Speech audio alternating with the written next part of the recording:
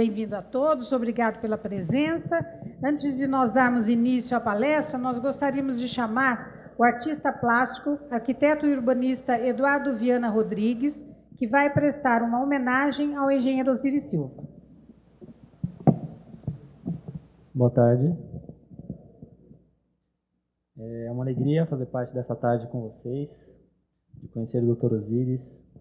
Eu quero agradecer à PVE, à Embraer, a Alessandra e a Neide por me receberem aqui. E eu vou ler algumas palavras em homenagem ao senhor. Esse texto se chama Bico para Cima. A trajetória do empreendedor é como um avião. Deve estar sempre vista com o bico para cima.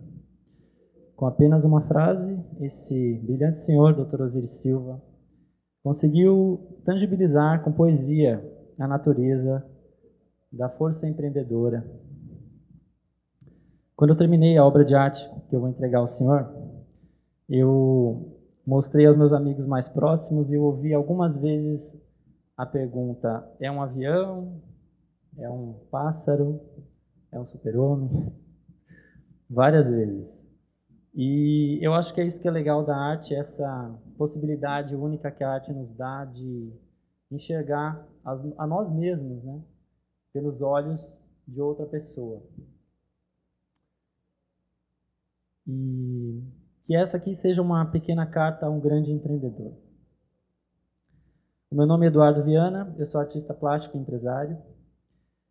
E eu vim aqui hoje, eu estou aqui, eu aguardei muito por esse dia.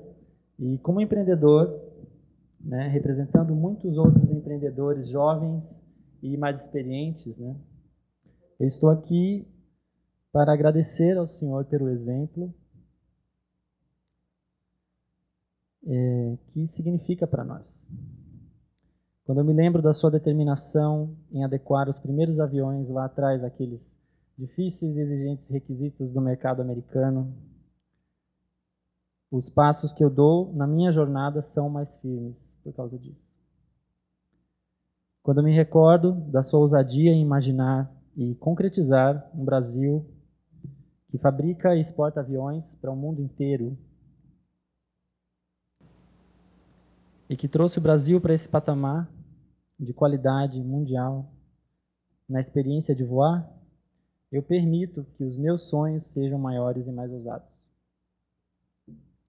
Obrigado por proporcionar a todos nós a possibilidade e a liberdade de sonhar mais alto e de almejar com convicção e acreditar com toda a nossa alma numa transformação interna por meio da educação e, consequentemente, na transformação externa das pessoas ao nosso redor e do mundo que a gente vive. O pássaro, o avião, o super-homem que eu quis colocar nesse trabalho, na verdade, são todos uma coisa só. Eles são todos facetas de uma mesma figura, né, desse fantástico senhor empreendedor, que respeitamos muito também como um ser humano cheio de generosidade, com seu conhecimento e de humildade. Eu acredito que o empreendedor que incorpora o espírito aventureiro em busca do desafio, do crescimento diário, né, a inquietude curiosa de todos os dias, sabe que a chama da evolução que o move para frente e para cima sempre vai estar acesa enquanto lembrarmos do exemplo de homens como Osiris Silva. Muito obrigado.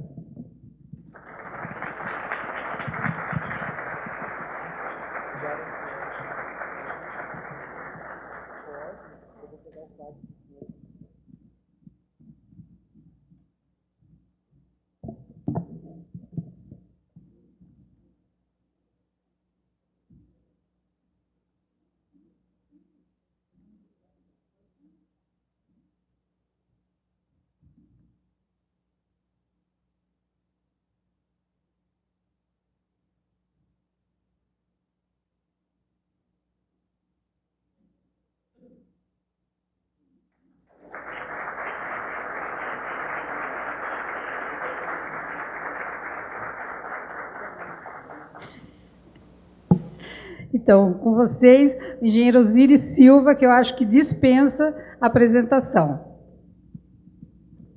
Bem, boa tarde a todos. Eu já cumprimentei vários e pode imaginar como eu me sinto, né? Porque, na realidade, eu não sou realmente merecedor de tudo isso que foi dito aí.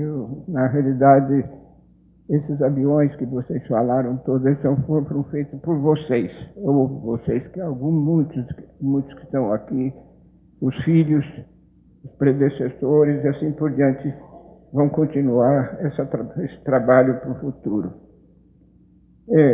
Nessa palestra eu não vou falar sobre a criação da Embraer, porque não tem nem sentido falar da criação da Embraer, que quase todos conhecem.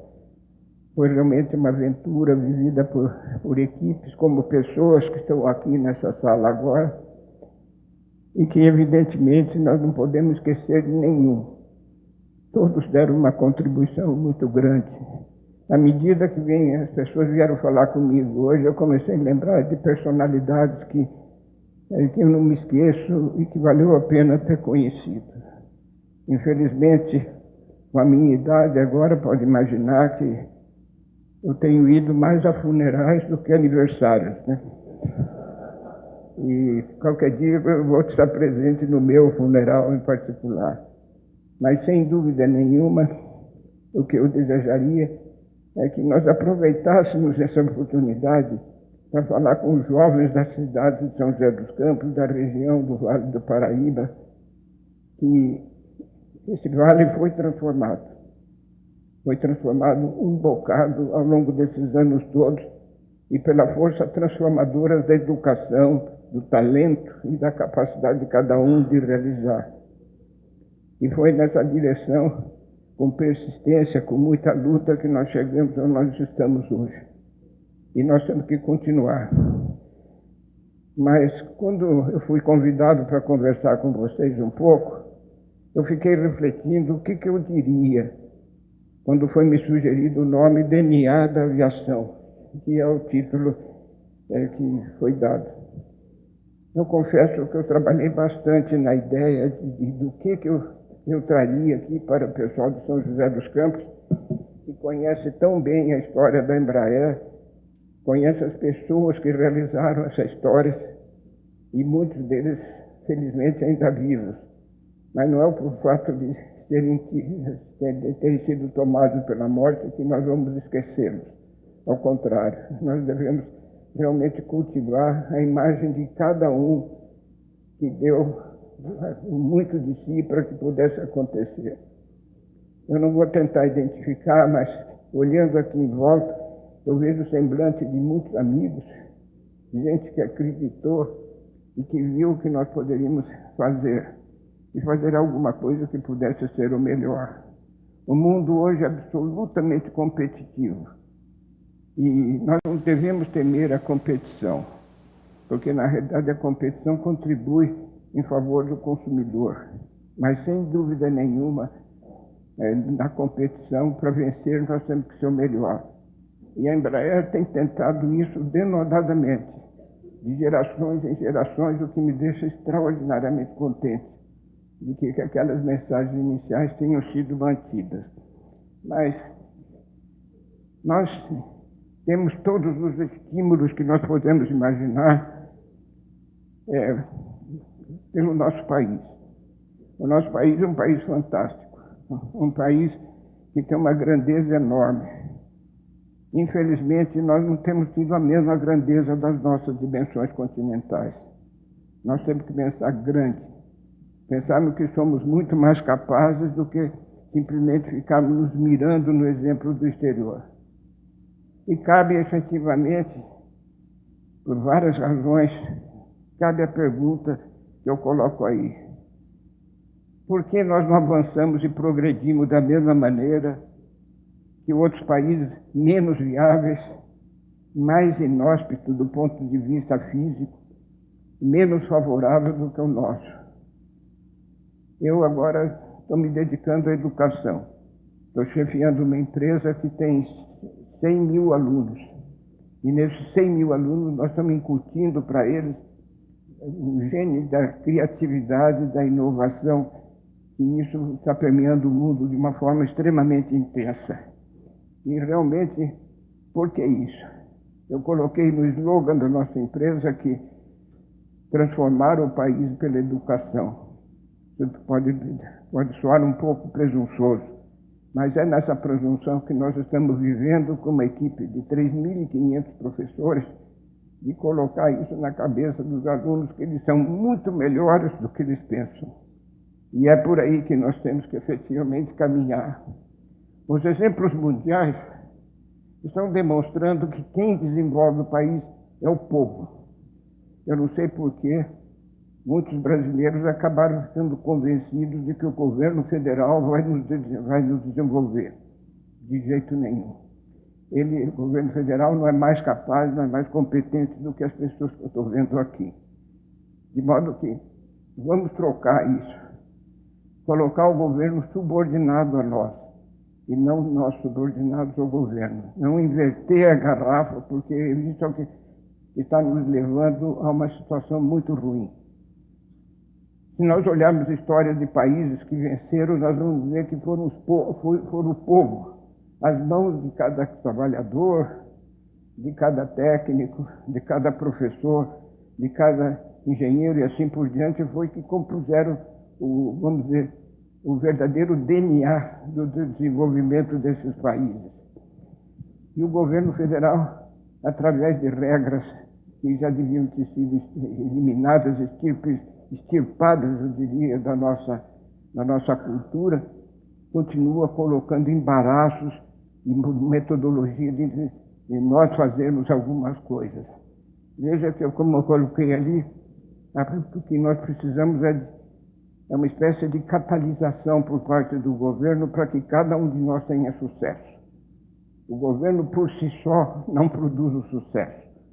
Por outro lado, graças às nossas dimensões fundamentais, nós estamos num patamar, o Brasil poderia estar num patamar muito melhor do que nós temos hoje.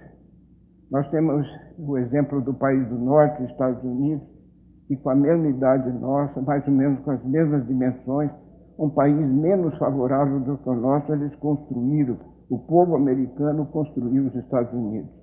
Eu queria dizer, a construção do Brasil está aqui nessa sala, pela iniciativa de cada um, independente do meio que estejam vivendo e procurando melhorar esse meio. Hoje, os Estados Unidos é o país do mundo mais procurado pelos refugiados. E eles selecionam os refugiados talentosos. Os Estados Unidos é uma verdadeira bomba de sucção de talentos mundiais. Inclusive aqui no Brasil é exatamente ao contrário. Eu não me esqueço da Constituição de 1988, que proibia a contratação de professores estrangeiros, como se a educação tivesse fronteiras. E não é por aí. Nós temos que nos transformar em cidadãos do mundo. E como cidadãos do mundo, nós podemos crescer e progredir. Se nós olharmos a nossa aviação para atender o título dessa apresentação, nós vemos que a aviação, hoje no mundo moderno, é absolutamente imprescindível. Do mesmo modo que o Brasil, a nossa aviação procura viver e prosperar. Mas, novamente, entra o governo. O governo está impedindo esse crescimento. Foi com uma tristeza enorme que eu vi recentemente uma revista de aviação colocar na capa: a Agência Nacional de Aviação Civil está conseguindo com sucesso destruir a aviação no Brasil. Quer dizer, não vamos a esse limite de pessimismo, mas se nós olharmos a rota que nós estamos percorrendo, essa rota não é efetivamente uma rota de sucesso, porque as nossas leis não permitem a previsibilidade. Aqui eu chamo o exemplo da natureza. O projeto de engenharia, vamos chamar desse jeito, da natureza, da vida no planeta, é um projeto baseado em leis simples, objetivas, que sobrevivem há bilhões de anos. Mas o que a natureza nos proporciona? Previsibilidade. Eu dou um exemplo da tarde de hoje. Nós sabemos que daqui a pouco o sol se põe e que nós vamos ter noite depois depois de um dia como nós tivemos hoje. E isso tem sucedido ao longo do tempo de uma maneira bastante intensa e mostrando claramente que nós precisamos de previsibilidade. Previsibilidade essa que os nossos governantes não estão nos permitindo. Resultado, os empreendimentos acabam não avançando. Todos estão ouvindo bem, né? Bem. Mas eu diria, voltando um pouco ao passado, que não foi sempre assim. Eu me lembro no meu tempo de jovem, e faz tempo, né? E no meu tempo de jovem, eu vi o ministro Salgado Filho, o primeiro ministro do Ministério da Aeronáutica, criado em 1941, entregando milhares de aviões de doação do governo federal para os aeroclubes para permitir o crescimento da aviação do Brasil. Quer dizer, quanto tempo não acontece isso? O governo federal distante e, ao contrário, colocando regras que impedem as pessoas a produzirem. É possível que aqui nessa plateia tenha gente que esteja projetando aviões brasileiros que pode ser que se decolem uma vez como protótipo, vai ser um sucesso, porque quando chegar na fabricação seriada, vão encontrar dificuldades que eu espero que não sejam intransponíveis, como têm sido intransponíveis para uma quantidade enorme de pessoas. E foi assim que nós começamos a ter uma aviação num país que precisa do avião devido às suas dimensões. Eu sempre insisto que eu não sei ir a Manaus a não ser de avião. Eu não sei se alguém aqui presente sabe chegar em Manaus sem avião. Quer dizer, veja como é importante a aviação para nós.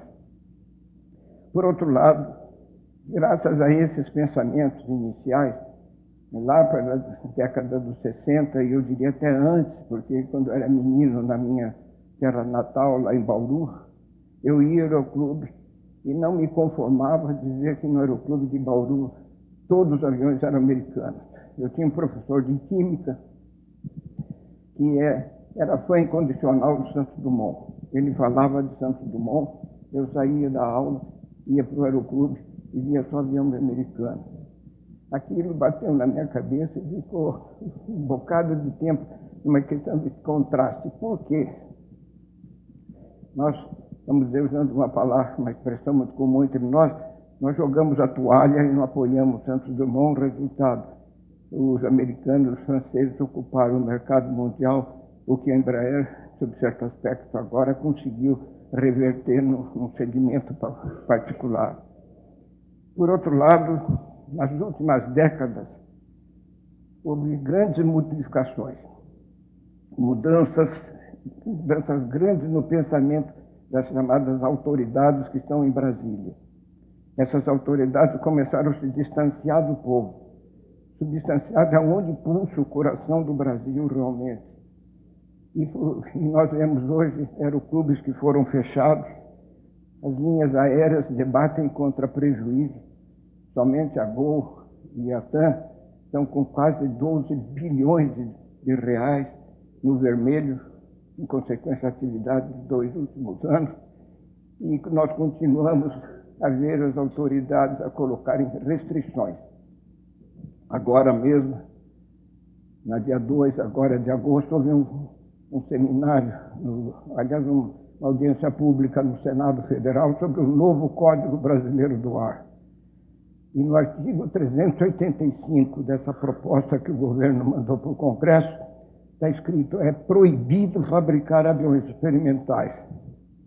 Quer dizer, se essa lei tivesse sido promulgada, o Bandeirante não tinha voado e a Embraer não existiria. Como não existiriam os 20 mil empregos que ela criou hoje. De modo que nós temos que acabar com isso. Com aviões experimentais aqui nós começamos. Sem aviões experimentais, como é que nós podemos desenvolver alguma coisa? Acho que nem automóvel experimental, nem a bicicleta, nada disso a gente consegue fazer se não for dessa maneira. No sistema aeroportuário, a mesma coisa.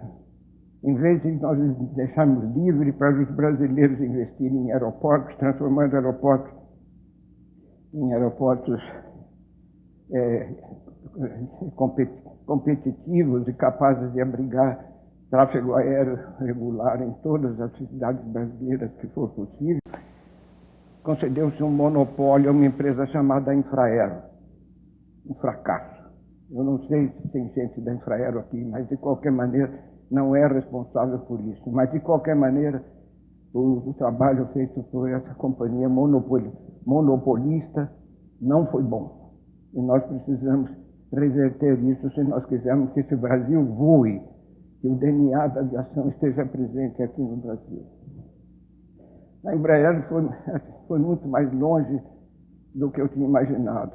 O melhor sonho que eu pudesse ter tido nos meus 15 anos e depois, quando eu consegui a bolsa de engenharia aeronáutica para fazer o curso aqui no ITA, que certamente foi o maior prêmio que eu já recebi da minha vida, quer dizer, me transformando em engenheiro aeronáutico e abrindo a minha cabeça para essa possibilidade de nós fabricarmos os aviões que estão voando hoje no mundo inteiro.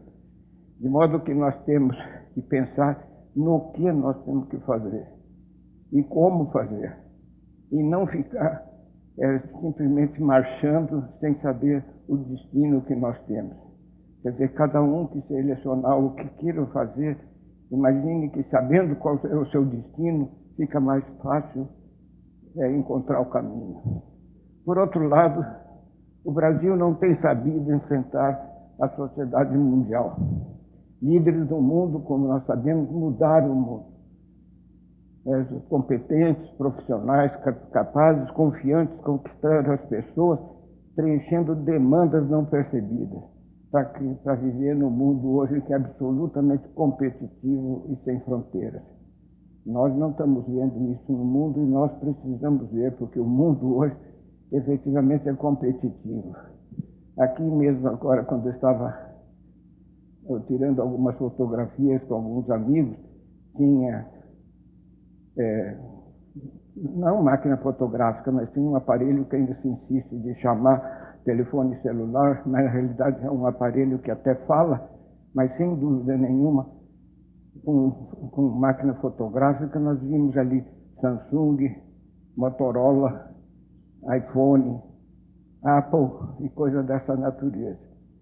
Quer dizer, nós vemos a competição no mundo inteiro, cada um escolhendo os seus lugares para colocar os produtos da mesma maneira que a Embraer hoje está fazendo os seus aviões, pensando antecipadamente o que o mercado vai pensar lá no futuro a respeito de produção de avião, independente do prazo enorme que normalmente a gente precisa para criar um novo avião.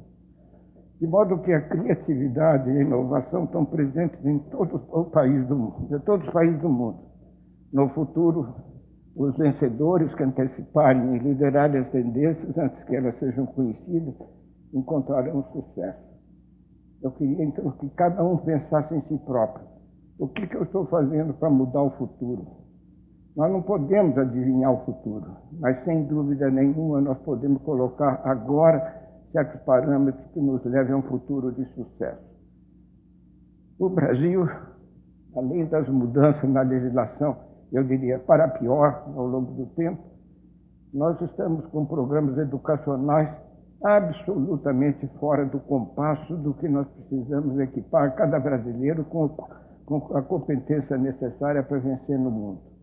Nós temos que mudar dramaticamente o nosso sistema de ensinar, sobretudo nos primeiros passos, quando as crianças têm uma capacidade imensa de absorver, de aprender. Imaginem que a nossa lei obriga o aluno a começar a estudar com 6 anos. E, na realidade, no mundo inteiro, estão começando a aprender com 3 anos. Aqui a lei não pode. Nós temos feriado no Brasil, acho que o Brasil é o único país do mundo que no feriado proíbe o trabalho. Eu não conheço nenhum outro país do mundo que proíba o trabalho. O trabalho sempre produz riquezas, de modo que nós devemos ser livres para trabalhar quando quisermos, e não simplesmente esperar a autorização do pessoal de Brasília se a gente pode trabalhar ou não pode trabalhar. Quer dizer, temos que mudar tudo isso. E nós podemos mudar isso na nossa cidade em certos aspectos, e sermos o motor propulsor desse processo de transformação. O sucesso, sem dúvida nenhuma, estão com os talentos que produzem inovações.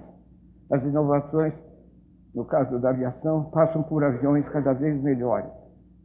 Nós podemos nos perguntar aqui nessa sala, que avião que vai estar voando em 2030, 2040 e 2050? Talvez não saibamos responder, mas nós podemos começar a pensar neles para que eles estejam voando quando eles tiverem sido demandados pela competição mundial. E nós chegarmos antes com produtos melhores que o mundo está produzindo. E o mercado está avançando nessa direção. O consumidor hoje, ele escolhe o melhor, não importa onde é fabricado. Nós vemos nas vitrines brasileiras aqui produtos do mundo inteiro. Nós vamos no mundo, não vemos produto brasileiro nas vitrines das lojas. Por quê? O que foi que houve? Será que nós não somos tão capazes? Somos? Claro que somos. Essa cidade, essa região do Vale do Paraíba está mostrando que somos capazes. Nossos aviões estão voando no mundo inteiro, confiáveis, seguros, e são apreciados no mundo inteiro. Pessoas feitas por muita gente que está aqui e que realmente tem que ser respeitada por isso. E não só respeitadas, mas serem acompanhadas por isso. Na aviação, se nós tentarmos identificar agora, em ver inovações para o futuro, vendo o ponto de vista, por exemplo, do usuário, ele diz que o avião precisa ser mais cômodo, quer que seja mais veloz, que apresente custo operacional mais baixo para fazer passagens mais baixas de preço. Os operadores querem que eles também sejam mais práticos para serem operados e consumam menos combustível.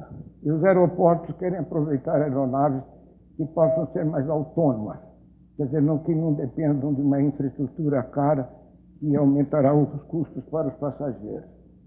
A comodidade dentro dos aviões passou por novas concepções de tecnologias e pesos.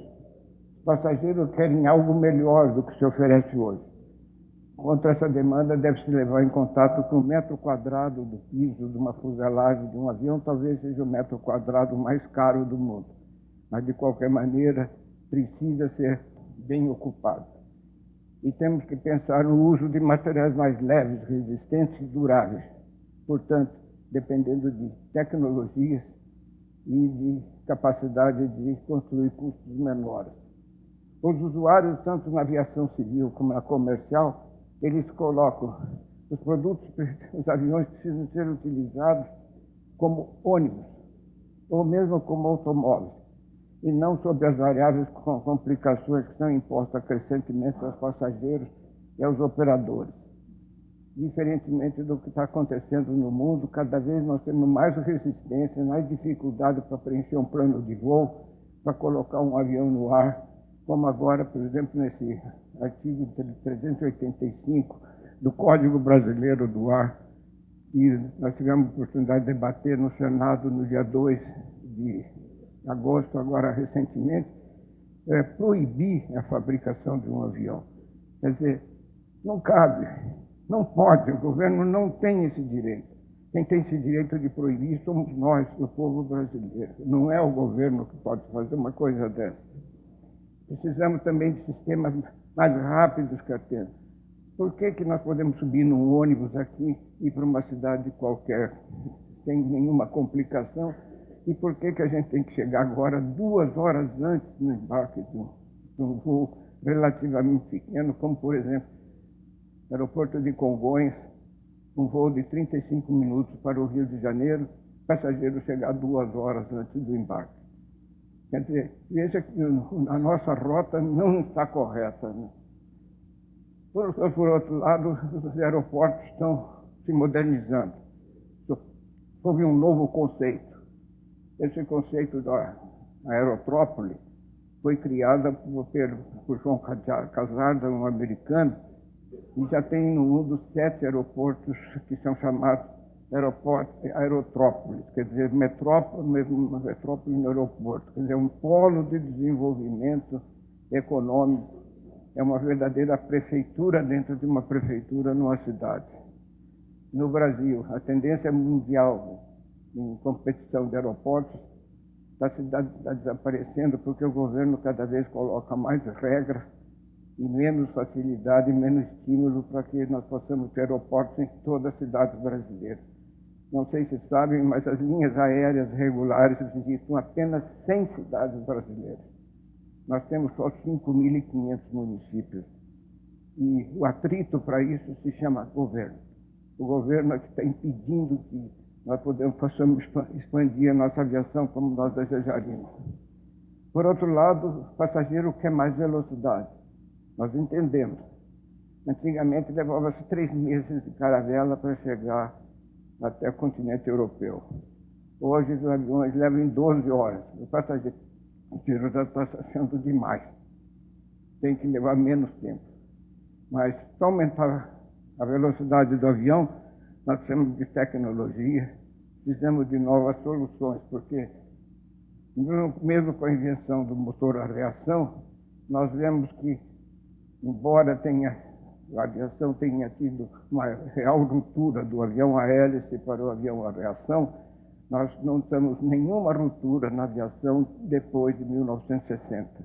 Quer dizer, há 50 anos não temos uma ruptura de uma nova tecnologia, de algo que possa modificar efetivamente a nossa aviação. Muitos perguntam por que não podemos voar com um voo supersônico. E o passageiro bem que gostaria. Já foi demonstrada a viabilidade do avião, do velocidade supersônica com o voo do Concorde, no esforço da Inglaterra com a França. Mas a velocidade do som se tornou difícil de ser ultrapassada e, sobretudo, penosa, porque, do ponto de vista de combustível, o combustível passa a ser consumido de uma forma exponencialmente mais alta. Por outro lado, nós ainda usamos o petróleo como a matéria-prima fundamental para o querosene de aviação que nós estamos utilizando. Será que já não está em tempo de mudar isso e usar uma outra coisa qualquer? Nós estamos consumindo 100 milhões de barris de petróleo por dia no mundo, o que vale aproximadamente 16 bilhões de litros de petróleo que nós estamos consumindo. E o petróleo, como sabem, foi criado há bilhões de anos, nós não temos reposição para isso, um determinado dia vai se esgotar. A pergunta é, qual será o combustível de propulsão de todas as máquinas que nós estamos utilizando hoje? Nós temos que pensar nisso e, quem sabe, a gente possa chegar na frente com uma solução perante o que está acontecendo hoje no mundo. Uma previsão feita recentemente, no estudo conjunto da Boeing e Airbus, nós teremos 30 mil jatos voando em 2030. Eu vou perguntar, com que combustível? Não quero dizer que o petróleo vai acabar até 2030, não vai acabar até 2030, mas sem dúvida nenhuma vai ficar cada vez mais escasso. Essa queda do preço do petróleo vai ser sucedida por um acréscimo de preço do petróleo e nós não vamos poder escapar da dificuldade do aumento de custos e assim por diante. Os problemas variados que nós olhamos estão acontecendo em nossa volta. O Vale do Paraíba avançou sua produção no campo dos produtos de valor agregado. Não somente aviões, mas muitas outras coisas como componentes, equipamentos para comunicações, peças de modo geral que se estende para outras necessidades. E isso representa mercado. Nós temos que saltar para o mercado mundial com os fabricantes de peças e equipamentos que estão servindo a indústria aeronáutica brasileira. E com a produção temos muito que fazer. Agora, por trás de tudo isso, tem vocês, as pessoas, que precisam ser cada vez melhor preparadas. Chama-se hoje de recursos humanos, né? Temos que manter crescimento na região através de escolas cada vez melhores. São José dos Campos, há mais de 3 anos ou 4 anos, luta para ter uma faculdade de medicina. Aqueles caras de Brasília disseram não, dizendo, julgando a nossa necessidade. Nós queremos, mas eles disseram não. E nós não podemos fazer essa faculdade de medicina, embora 3 candidatos tenham se apresentado mas foi cancelada a concorrência para se fazer uma escola de medicina. Nós não precisamos mais de médicos, quer dizer, houve um programa do governo de mais médicos, mas foram buscar venezuelanos ou cubanos. Quer dizer, será que não é melhor a gente fabricar nós, brasileiros, os médicos que nós precisamos? Claro. E por que Brasília que tem que resolver isso e ainda diz não a uma demanda de uma cidade de 600 mil habitantes, pelo menos, né? É o que nós temos aqui. De modo que nós temos que estimular novos procedimentos, nova cultura. Na aviação nós temos importantes alvos de especialização necessária. Isso pode abranger, por exemplo, uma universidade do ar, que nós não temos no Brasil.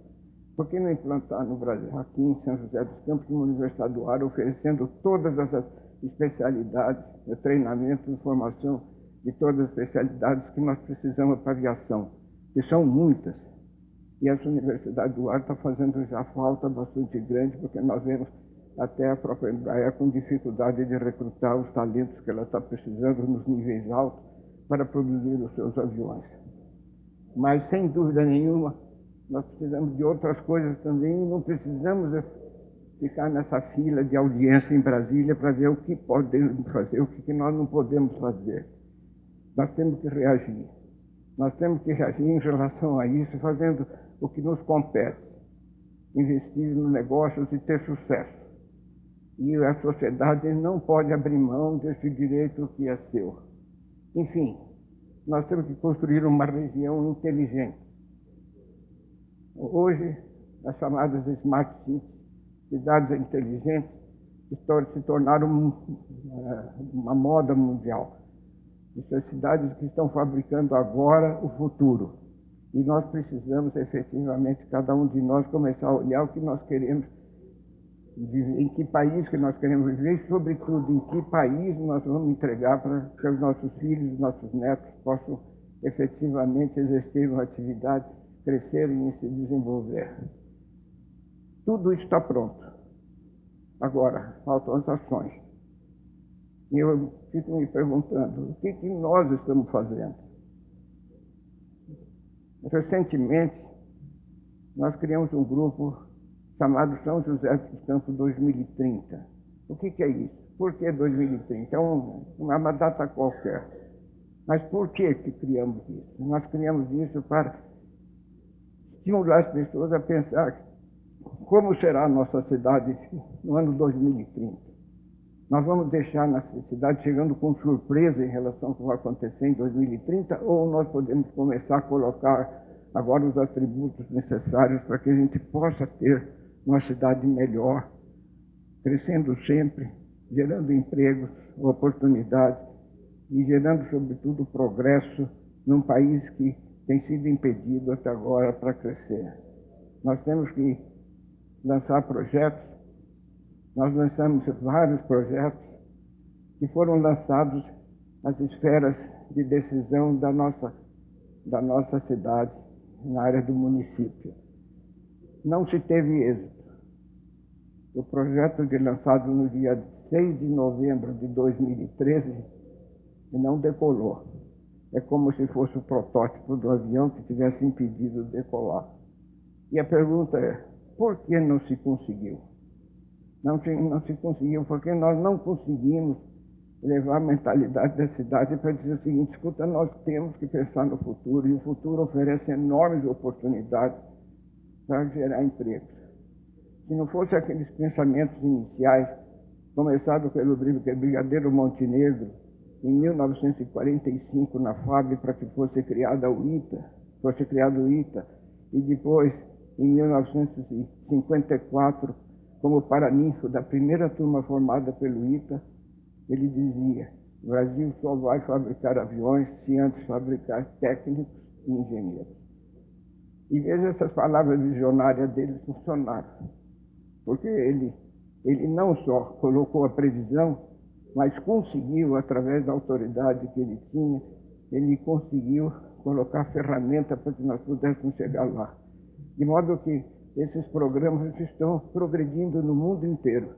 Várias cidades do mundo estão melhorando os seus aspectos, realmente pensando no futuro, não simplesmente vivendo no presente. Portanto, meus amigos, nós temos que nos sacudir. Sacudir no saco de ideias que nós temos na cabeça, que são muitos. Inspirando, estimulando os nossos líderes para criar valores para o futuro. E sempre lembrando que o mundo mudou nas últimas décadas e o Brasil praticamente não mudou em nada. Quer dizer, as mudanças que foram propostas no Brasil estão aí até hoje, fazendo, por exemplo, esse processo que nós temos agora da substituição do presidente da República, durar 6 meses, coisa que na Inglaterra aconteceu agora com a saída da Inglaterra da Comunidade Europeia em 2 semanas. Quer dizer, eficiência, decisão, liderança, são as coisas que nós precisamos, e aqui nós podemos olhar aqui entre nós, tem muitas dessas pessoas com essas características. Está em tempo de identificarmos líderes e apoiarmos esses líderes. Deixarmos de lado a crítica, que é muito mais típica de nós do que o sucesso. Que a gente deve eliminar da nossa cabeça o tempo de criticar alguém. Não adianta na crítica dizer qual a solução, como é que eu posso contribuir para que nós possamos mudar, fazendo um futuro que poderia ser mudado e pensado. De modo que, já terminando, eu diria, vamos colaborar uns com os outros, vamos colaborar com os governos. Eu não estou falando contra o governo para tirar o governo do jogo, não. Nenhum país do mundo pode criar sucesso com um governo rico e povo pobre. Isso não existe. Ou um povo rico com governo pobre. Mas uma coisa é certa, né? Governo grande, povo pobre. Isso aí, vários especialistas estudiosos mundiais estão dizendo. Nosso governo está grande demais, consumindo demais, e está retirando das mãos das pessoas aquilo que eles podem fazer para tornar a vida deles melhor. As palavras do Papa Francisco, recentemente, ele disse: o capital do trabalhador é o seu salário. O governo não pode se arvorar na decisão de te enfiar a mão no bolso do trabalhador e dizer que vai usar o dinheiro dele para fazer melhor do que ele próprio. Isso não existe. Quer dizer, então nós temos que trabalhar no sentido de que a população tem que enriquecer através do seu trabalho, do resultado que pode conseguir. Por outro lado, eu diria, vamos acreditar. Esse Roger Stankiewicz, ele disse há muitos anos, um pensador alemão, ele disse: acredite, corra atrás da única coisa que existe entre você e o seu sonho, é o medo. Elimine o medo e avance, né? E durante as suas vidas, tenho certeza que mais cedo ou mais tarde, poderão perseverar em frente a muros de dificuldades para todos os lados. Mas se perseverarem, de repente vão ver que algo mudou e que dá solução. Isso aconteceu conosco na fabricação de aviões aqui da Embraer. E esse algo mudou, permitiu a criação da Embraer. Assim, acreditem que a qualquer momento podem ter ambições até que podem parecer não válidas no momento que pensarem nelas. Mas, de repente, elas se tornam válidas por uma modificação do cenário.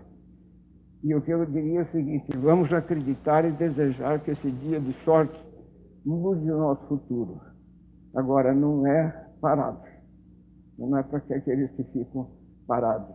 É para que eles tenham a inquietude de dizer: não, isso pode ser feito melhor do que está sendo feito agora.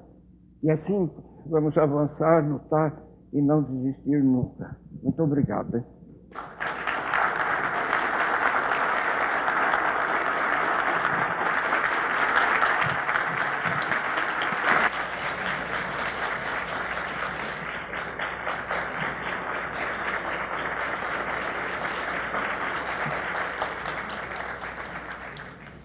Nós gostaríamos de solicitar a presença aqui no palco do senhor Heretiano Luiz Martins Dias, presidente da PVE, e da senhora Neide Pereira Pinto, diretora cultural.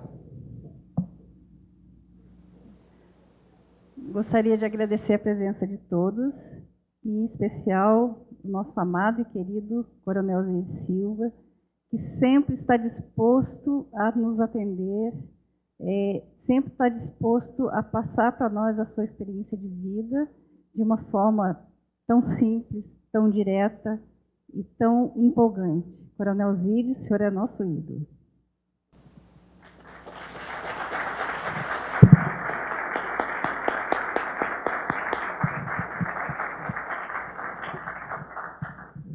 Em nome da PVE, eu agradeço mais uma vez a presença do Coronel Osiris conosco. A gente fica muito feliz pela presença dele aqui, empolgado. É uma honra, né? Porque, na verdade, o Coronel Osiris escolheu a gente para estar aqui hoje. Dos inúmeros convites que ele recebe, e ele escolheu o nosso para estar aqui. Muito obrigado, Coronel. Essa visão, esse ânimo que ele injeta para a gente, essa visão de longo alcance, essa perspectiva de futuro é o que nós estamos precisando. Numa conversa que nós tivemos algum tempo atrás, deu uma iluminada, e dessa conversa nós partimos para um projeto que é a Universidade Aberta PVE. Então, ontem, aqui na abertura desse evento, eu já comentei, nós estamos preparando, elaborando um projeto para que a PVE tenha, de fato, uma linha de atuação no campo da educação continuada, que é exatamente o que o senhor veio discutindo e propondo aqui conosco. Bom, muito obrigado a presença de todos. Mais uma vez, Coronel, muito obrigado por o senhor estar aqui. Obrigado.